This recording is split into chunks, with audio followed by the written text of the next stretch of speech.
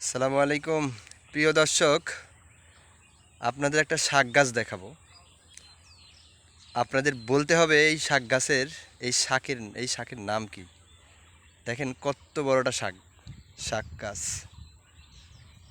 এটা অবশ্য ছোট অবস্থায় পুরো গাছ তুলে রান্না করে খাওয়া হয়, বড় হলে এর কচি পাতাগুলো তুলে খায়। এবং দেখেন কি সুন্দর ফুল এসেছে, এখান থেকে বীজ হবে। এই বীজ মাটিতে পড়ে যাবে, পরবর্তী আবার যখন অনুকূল পরিবেশ পাবে এখান থেকে আবার অযত্ন অবহেলায় আবার শাক গাছ বেড়ে উঠবে। সাধারণত আমাদের এলাকায় এই শাকের খুব একটা চাষ করে না, সাধারণত মরিচ খেতে, আলু ক্ষেতের ভিতরে, রসুন পেঁয়াজের ক্ষেতের ভিতরে এমনিতেই হয়। প্রিয় দর্শক, বলতে হবে এই শাক গাছটার নাম কি।